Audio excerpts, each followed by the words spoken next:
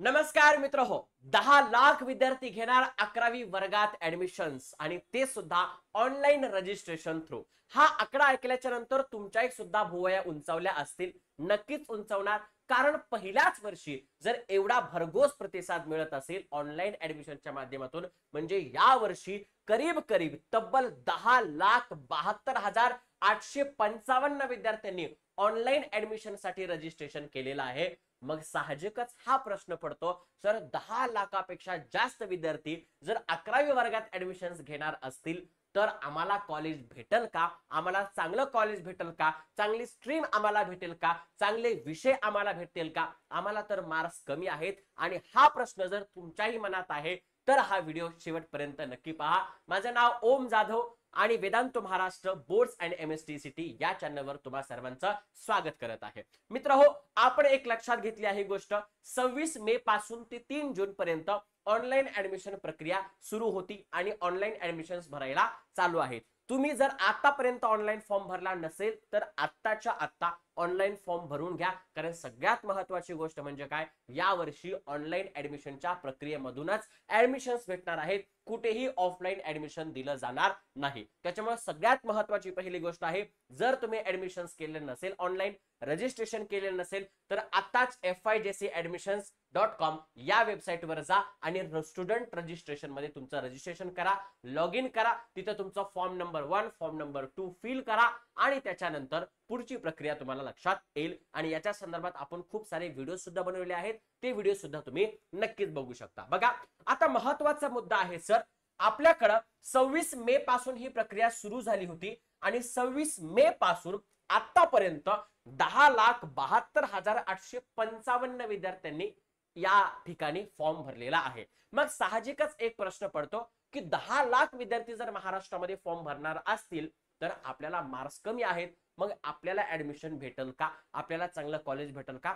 आणि अशा हजारो विद्यार्थ्यांच्या कमेंट्स आम्हाला नक्की समजल्या. टेलिग्रामवर आम्हाला विद्यार्थ्यांनी विचारलं तर त्या सगळ्यांना विद्यार्थ्यांना एकच सांगू शकेल, बघा, आपल्याकडे टोटल महाविद्यालयाची संख्या म्हणजे ज्युनियर कॉलेजची संख्या 9,387 आहे. बघा, लक्षात ठेवा, किती? 9,387 कॉलेजेस आहेत आणि या सगळ्या कॉलेजमध्ये आतापर्यंत 10,72,855 विद्यार्थ्यांनी रजिस्ट्रेशन केलेलं आहे. जर आपण याला रिफ्रेश केल्याच्या नंतर परत आपल्याला लक्षात येईल, ही जी संख्या आहे ती थोडी वाढलेली असेल. बघा, किती झाली? 10,73,626 झाली. म्हणजे ही संख्या काय झाली आहे? वाढलेली आहे. मग तुमच्या लक्षात आलं असेल की सर, खरे आता एवढे मोठे ऍडमिशन झालेले आहेत, रजिस्ट्रेशन झालेले आहेत, मग आता आम्हाला ऍडमिशन भेटेल का?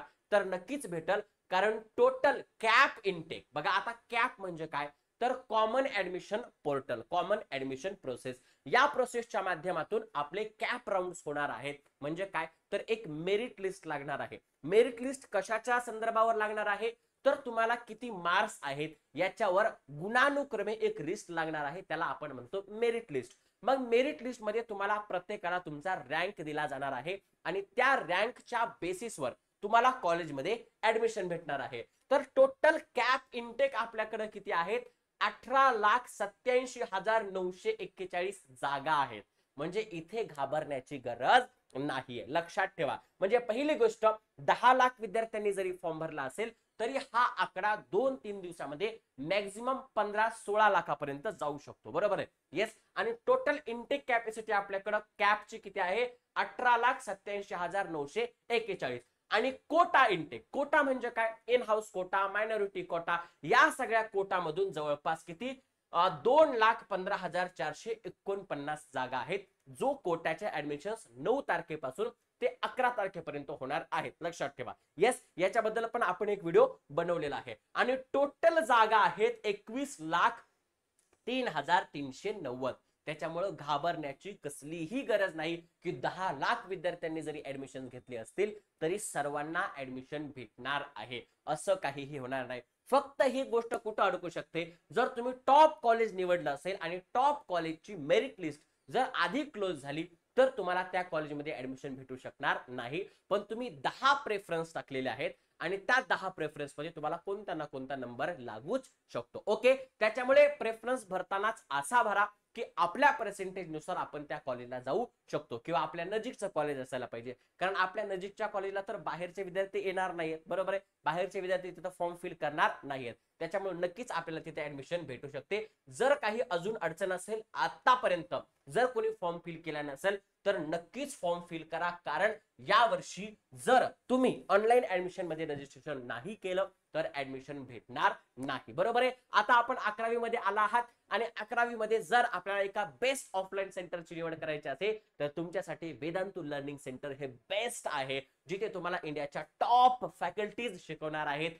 3 वे डाऊट सपोर्ट आहे, गॅरंटेड रँक इम्प्रूव्हमेंट प्रोग्राम आहे, त्याच्यानंतर गेट डेडिकेटेड अकॅडमिक मेंटर भेटणार आहे तुम्हाला सगळ्यांना, आणि स्मार्ट क्लिकर्स आहेत, आणि आमचे सगळे क्लासरूम सगळे इन्फ्रास्ट्रक्चर हे डिजिटलाइज आहेत. त्याच्यामुळे तुमची जी शिक्षण पद्धती आहे ती एकदम तुमच्या म्हणजे कॉन्सेप्ट क्लिअर करणार आहे, सोबत सोबत आनंददायी सुद्धा आहे. आमचे 4 सेंटर्स महाराष्ट्रामध्ये अवेलेबल आहेत, जसं की पीसीएमसी पुणे, औंध पुणे, स्वारगेट पुणे, सिंहगड पुणे. पुण्यामध्ये आमचे 4 सेंटर्स अवेलेबल आहेत.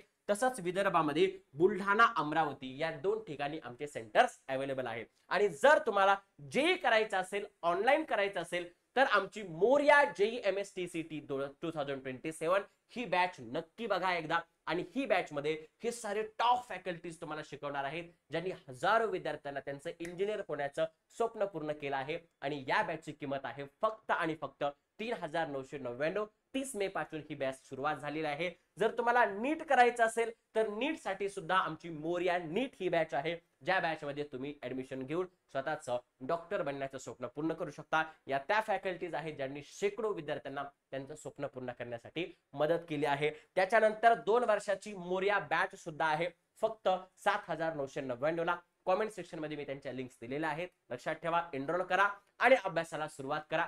ऍडमिशन्स सर्वांना भेटणार आहे, त्याच्याबद्दल घाबरून जाण्याची काही चिंता नाही. जर काही प्रॉब्लेम असेल, काही अडचण असेल तर कॉमेंट सेक्शन मध्ये नक्की कळवा. भेटूयात पुढच्या व्हिडिओमध्ये. जय हिंद, जय महाराष्ट्र.